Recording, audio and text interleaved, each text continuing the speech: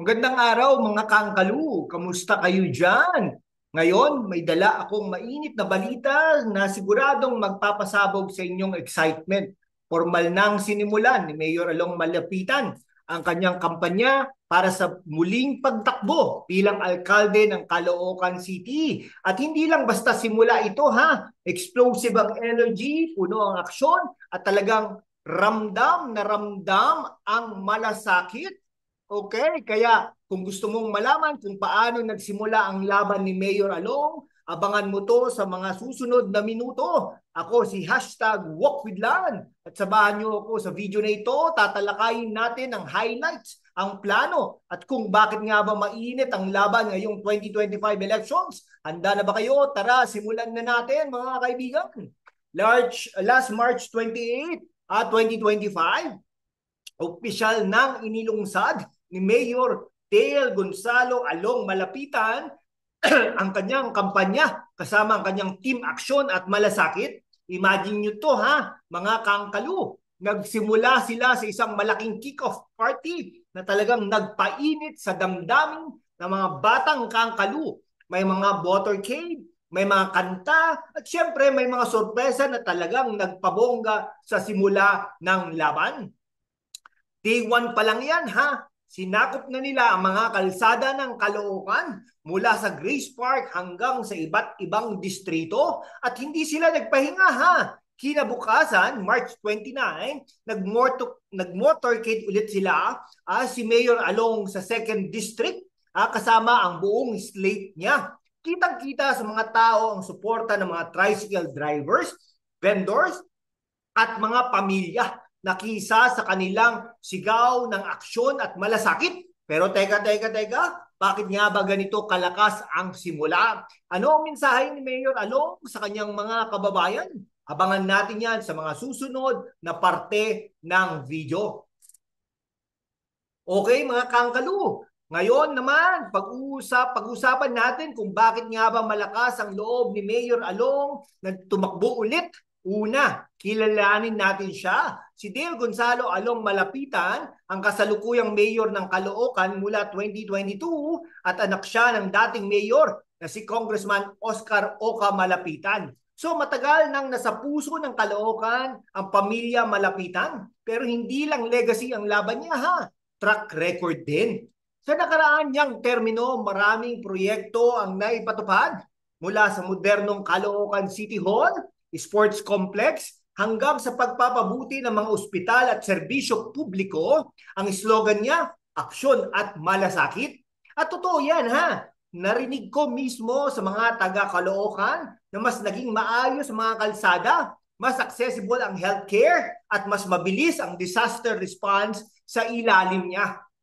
At ngayon, sa kampanya niya ha, malinaw ang plano, ipagpatuloy ang nasimulan at dalhin sa next level ang Caloocan. Sa isang pahayag, sinabi niya, bakit pa natin gugustuhin ang bago kung may napatunayan na tayo? Pero teka ha, may hamon siya. Si dating Senador Sani Antonio Trillanes din ang kalaban niya sa laban na ito. Kaya abangan natin kung paano magkakalaban ang dalawang ito. Kung gusto mong malaman ang laban ni Mayor Along versus Trillanes, i-like at i-subscribe na para updated ka, kaibigan. Ngayon, mga kangkaliw, pag-usapan natin ang laban. Mayor Along Malapitan versus Sani Trillanes.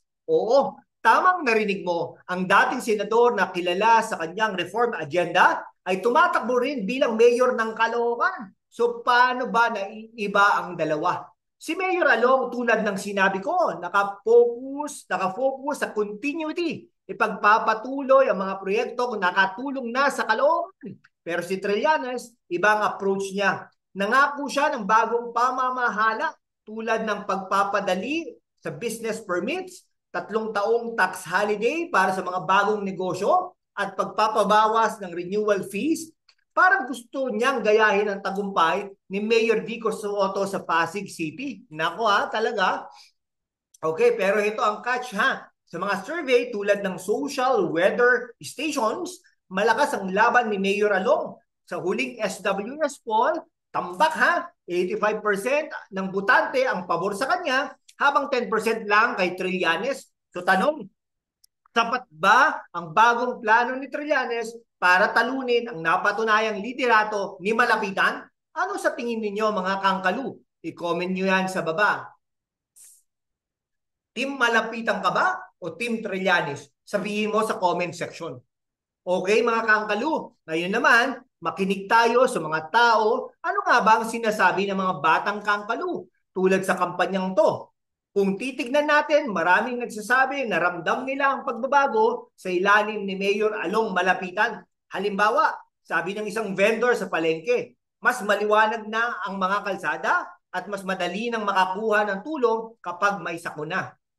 Pero may iba rin naman nagsasabi, bakit kailangan ng bagong dugo si Trillanes para may fresh ideas? So parang mahati ang opinion ha. May loyal kay Mayor Along at may curious kay Trillanes. Pero isa lang ang sigurado ha, ang kampanya ni Mayor Along, explosive talaga ang simula. Kitang-kita sa motorcade, sa mga posters, at sa energy ng team action at malasakit. Kaya naman mga kangkalu, mahalaga ang boto nyo sa 2025. Kayo ang magdidesisyon kung sino ang susunod na leader ng Caloocan City. At yan mga kangkaluha, ang explosive na simula ng kampanya ni Mayor Along Malapitan sa Caloocan City. From the kick-off party hanggang sa motorcade, malinaw na handa na siyang ipagpatuloy ang laban para sa inyo. Pero syempre ang tanong, kakampihan mo ba siya o susubukan mo ang bago? Kung nagustuhan nyo tong video na ito, huwag kalimutang i-like, i-share at i-subscribe ang channel natin para updated kayo sa mga ganap dyan sa Caloocan at sa 2025 elections. I-comment din nyo yan sa baba kung ano ang prediction nyo sa laban na ito. Team Malapitan o Team Trillanes. Salamat sa panonood mga kangkalu at kita-kits sa susunod ng video. Ingat kayo lagi at huwag kalimutang ang boto mo kapangyarihan mo. Bye-bye!